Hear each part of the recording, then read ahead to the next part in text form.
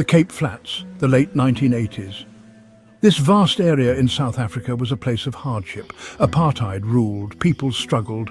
Amongst the sand dunes and the poverty, a darkness grew. Young boys began to disappear. The first to vanish seemed to just melt away. Life went on, but a seed of worry had been planted. Then another boy went missing, and another. Panic started to rise. Something was terribly wrong. Fear spread through the Cape Flats like a wildfire. Parents clutched their children closer. The disappearances were always the same. Young boys lured away and never seen again. Whispers of a station strangler filled the streets. The name sent chills down people's spines. It spoke of train stations shrouded in darkness, of a predator stalking the vulnerable. The community was living a nightmare. Nobody knew who would be taken next. We were terrified. Every day we wondered if our child would be the next one to disappear. The fear was constant, and it felt like there was no escape. The police were under immense pressure. The community was in a state of panic, and the media was relentless in their coverage. Every day, headlines screamed about the latest developments or lack thereof in the case. The weight of expectation was almost unbearable for the officers involved. They had to find the monster preying on their children. Parents were terrified to let their kids out of their sight, and schools were on high alert. The fear was palpable, and the police knew that every day the strangler remained free was another day of potential tragedy. But the investigation was like trying to catch smoke. The clues were elusive, and the strangler seemed to vanish without a trace after each attack. The fog of uncertainty clouded every lead, making it difficult to piece together a coherent picture of the perpetrator. The Cape Flats were vast and unforgiving. Leads were scarce.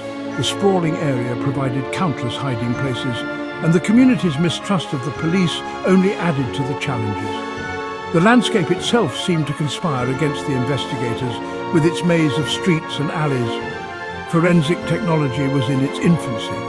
The tools available to the investigators were rudimentary by today's standards. They had to rely on basic techniques, often working with little more than magnifying glasses and fingerprint powder. DNA analysis was unheard of in South Africa at the time. The concept of using genetic material to solve crimes was still years away from becoming a reality. Investigators had to depend on more traditional forms of evidence, such as eyewitness accounts and physical clues left at the scene. The investigators relied on traditional methods. They interviewed witnesses. They followed every lead. They canvassed neighborhoods, hoping to find someone who had seen or heard something that could break the case wide open. Every conversation, every tip was a potential breakthrough. But the strangler remained elusive. Despite their best efforts, the police were always a step behind. The frustration was mounting, and the sense of urgency was growing with each passing day. The detectives spent countless hours poring over files, looking for any detail they might have missed. We were doing everything we could, knocking on doors, talking to neighbors, trying to piece together the strangler's movements. The community was cooperative, but fear made people hesitant to come forward with information, talking to anyone who might have seen something. We questioned pedestrians, shop owners, anyone who might have noticed something out of the ordinary. Every interaction was a chance to find a new lead, but it often felt like we were chasing shadows. But it was like the strangler was a ghost, always one step ahead. No matter how close we thought we were, he would slip through our fingers. The streets at night were eerie and empty, and the sense of his presence was almost tangible, yet he remained just out of reach. Then came a breakthrough. After weeks of relentless searching and sleepless nights, the community finally had a glimmer of hope. The body of a young boy was found. He'd been strangled. The discovery was both a relief and a heartbreak as the search was over, but the reality was grim. His name was Elroy van Rooyen, a name that would forever be etched in the hearts of the community members, a young life taken too soon. His death sent shockwaves through the community. The nightmare was real. Parents held their children closer, and the streets felt emptier, quieter, as if the very soul of the community had been shaken, and it had a face. The police released a sketch, and suddenly the fear had a tangible form. Conversations buzzed with speculation and fear. The police finally had something to work with, leads that could potentially bring justice for Elroy. The community watched with bated breath as detectives pieced together the puzzle. Witnesses came forward with information about a man seen with Elroy. Their testimonies painted a clearer picture, each detail adding to the growing profile of the suspect. A man known in the community, someone who had walked the same streets, shopped at the same stores, and perhaps even exchanged pleasantries with the very people now mourning Elroy. A man named Norman Simons. His arrest brought a mix of emotions, relief, anger, and a burning desire for answers. How could someone from within their midst commit such a heinous act? It was heartbreaking. We all knew Elroy, a bright young boy with a future full of promise. His laughter once echoed in the playgrounds, now replaced by the silence of grief. And to see his life taken so cruelly, it shattered us. The memorials, the flowers, the candles, they were all symbols of a community's collective sorrow and a desperate need for closure. But at least we had a name, a direction. The police's updates became the focal point of our days, each briefing a step closer to understanding why this tragedy happened. We hoped it would lead to justice. The community came together, united in their grief and their hope. Prayers were whispered and vigils were held, all in the name of finding peace for Elroy and ensuring such a tragedy would never happen again. Norman Simons was a teacher. He was quiet and unassuming. Nobody suspected him. But the police built their case. They presented witness testimonies and circumstantial evidence. The community watched in disbelief. The trial was a media sensation. The eyes of the nation were on the courtroom. The prosecution argued that Simons was a predator who used his position to gain the trust of young boys. The defense argued that the evidence was circumstantial. The jury reached a verdict, guilty. Simons was sentenced to life in prison. The conviction brought a sense of relief to the community. The monster was behind bars, but doubts lingered. Some people believed that Simons was innocent. They pointed to the lack of direct evidence. They whispered about other suspects. Theories emerged about a police conspiracy, about a cover-up to protect someone powerful. The whispers never died down. The seeds of doubt had been sown. The mystery of the Station Strangler was far from over.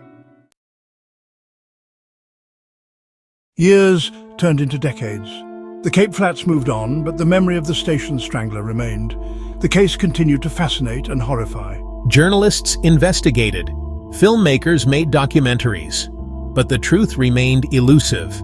Norman Simons maintained his innocence from his prison cell. He became an enigma, a figure shrouded in mystery. Was he a cold-blooded killer, or was he a scapegoat wrongly convicted? The impact of the Station Strangler case on the Cape Flats was profound. It left a scar on the community that never truly healed. Parents still cautioned their children about the dangers lurking in the shadows. The fear lingered. The case also exposed the deep inequalities that plagued South Africa. The Cape Flats, a community ravaged by poverty and neglect, was an easy target for predators. The lack of resources and opportunities made it difficult for the police to solve the crimes. The Station Strangler case remains one of South Africa's most haunting unsolved mysteries. It is a story of fear, loss, and the enduring power of the unknown. It is a story that continues to captivate and disturb. Did Norman Simons act alone? Were there other victims? Was justice served? These questions continue to haunt the families of the victims and the community at large. The truth, it seems, is lost in the shadows of the past. The legacy of the Station Strangler is a complex one, shrouded in mystery and fear.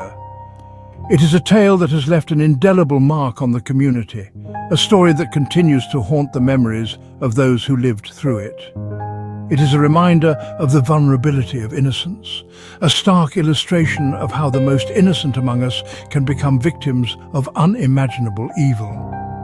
The sight of an abandoned toy or a pair of tiny shoes serves as a poignant symbol of lost childhoods and shattered lives. It is a testament to the resilience of a community that endured unimaginable horror. Despite the fear and grief, the community came together, united in their determination to remember the victims and support one another. Memorial services and flower-laying ceremonies became acts of collective mourning and healing. And it is a stark reminder that some mysteries may never be solved. The dark alleyways and unsolved case files are haunting symbols of the unanswered questions that still linger. The detectives who worked tirelessly on the case are left with the heavy burden of unresolved justice. The case serves as a cautionary tale, a reminder to remain vigilant and to protect the most vulnerable members of society. Community safety meetings and increased police patrols are efforts to ensure that such a tragedy never happens again.